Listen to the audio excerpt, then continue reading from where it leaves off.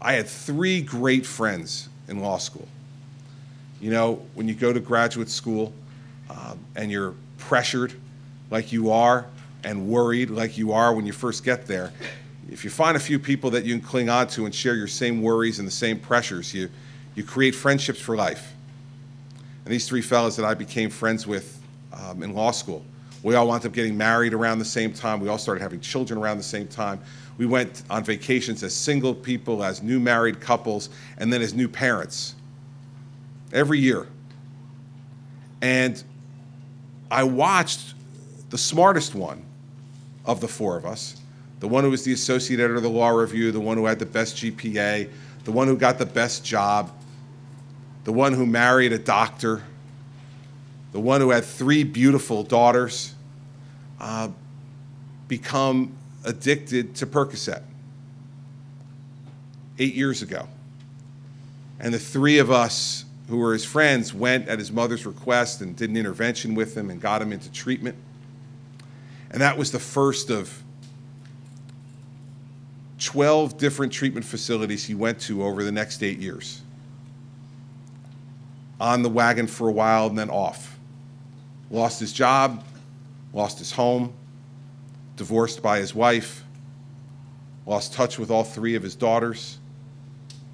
And no matter how many different ways we tried to help him, desperately tried to help him and had hope, he continued to lose the struggle against this awful disease.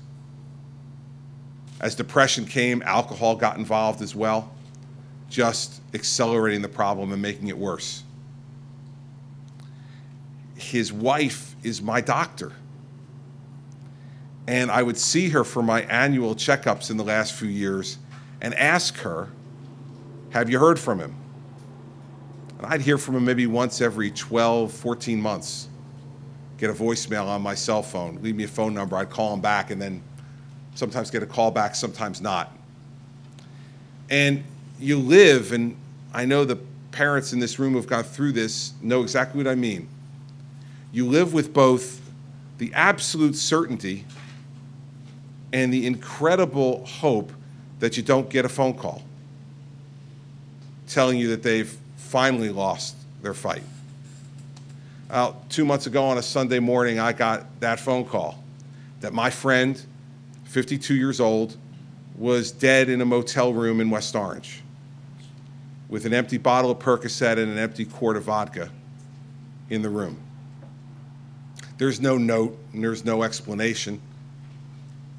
We don't know exactly why it happened or even precisely when it happened, but it happened. And I sat at his funeral a couple days later across the aisle from his ex-wife and his 19-year-old, 15-year-old, and 11-year-old daughter, and know that forever their lives have been altered. We can't guarantee a good result for everybody. Conrad's got hard work that he's done already and that he's got ahead of him. We pray for him and for everybody who's here that they have the strength and the help to be able to beat their disease every day, one day at a time.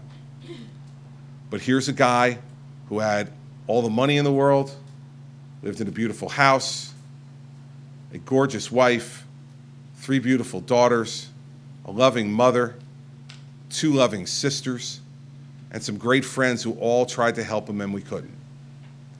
This is an insidious thing, everybody. It's not easy, and we don't have all the answers. But this building and the building it will join is our best hope.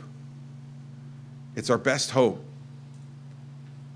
See, I believe that every life is precious and that no life is disposable. And it's easy when life is going well to love and to understand and support. It's only when crisis comes that it becomes harder. Well, we need to continue to support these folks in crisis and try to make sure that we give them what they need to make the right choices and to live their lives in a really productive way. I've said every time I come to Daytop that it's one of the most special places in New Jersey because it's a place on earth where miracles happen. And for us mere mortals, the opportunity the opportunity to see miracles happen in person is a gift from God. So let us continue to work together to make a difference. Let's keep our voices loud and strong in favor of this approach to dealing with this problem. And you can always count on me to be a friend and a supporter to the efforts that are being made by all of you on behalf of your children and everyone else's children. And so let's work together, and let's make sure we make a difference in this state and across the country. Thank you all very much.